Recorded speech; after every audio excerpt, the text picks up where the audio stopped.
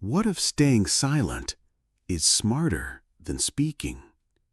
What if watching people reveals more than confronting them?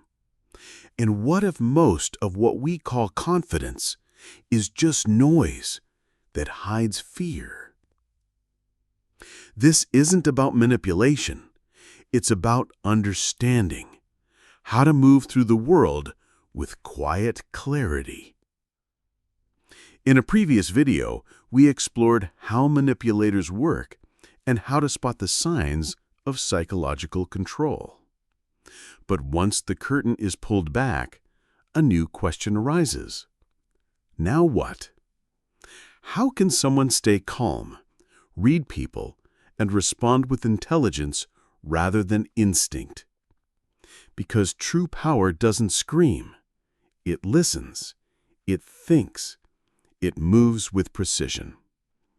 In this video, we'll explore 4 timeless principles to outsmart 90% of people, based on psychological insight, philosophical depth, and real-world strategy.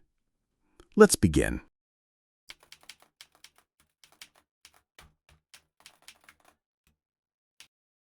Most people don't respond. They react instantly, emotionally, blindly. It's as if their entire identity is wired to defend itself. Carl Jung once said, "Everything that irritates us about others can lead us to an understanding of ourselves. But that understanding only comes if we pause. Not everything needs a response. Sometimes the smartest move is no move at all." Observation is not weakness. It's power in disguise. Because when you observe long enough, people reveal everything. Their values, fears, wounds, and even their manipulations. So the first step to outsmarting others is not to overpower them, but to outweight them.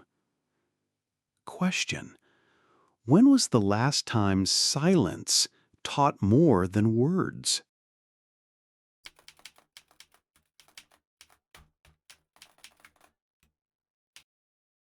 Jung introduced the idea of the persona, the mask we wear to face society.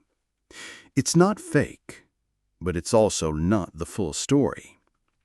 People show you curated versions of themselves: the confident boss, the charming friend, the put-together stranger.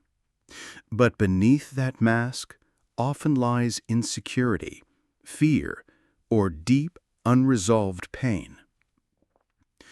The privilege of a lifetime, Jung said, is to become who you truly are. And to become that, you must stop confusing your roles with your identity. You are not your job, not your followers, not your reputation. And once you see that in yourself, you begin to see that in others. You stop being impressed, and you start becoming aware. Question: who are you when no one is watching?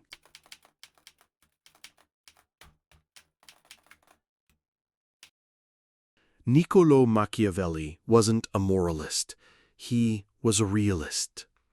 And he believed that those who speak too much give away their power. Quote, "Never attempt to win by force what can be won by deception," he wrote in The Prince. Now, deception here doesn't mean lying or cheating. It means withholding your full plan until the moment is right. If you always show your hand, people will know how to stop you. If you always speak your truth, someone will weaponize it. So, speak less, plan deeper, reveal selectively. Not to manipulate, but to protect. To move through the world with strategy, not noise. When was the last time silence made someone underestimate you?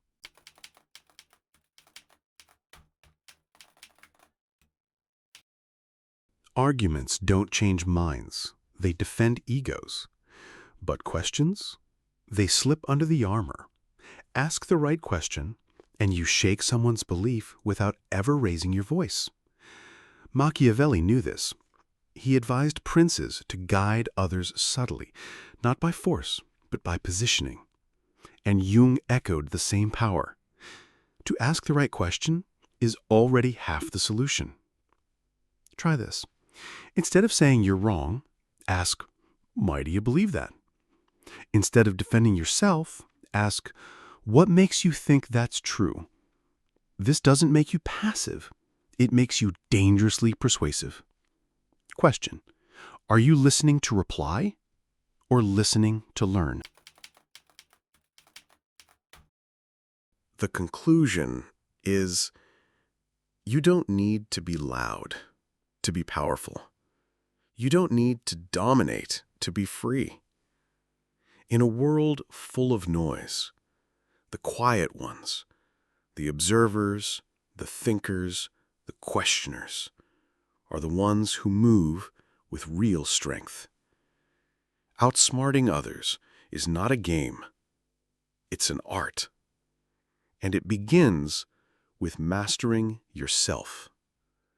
If this resonated with your journey, consider subscribing and sharing your thoughts in the comments. Not to agree, but to reflect. Because here, we don't just think louder. We think deeper.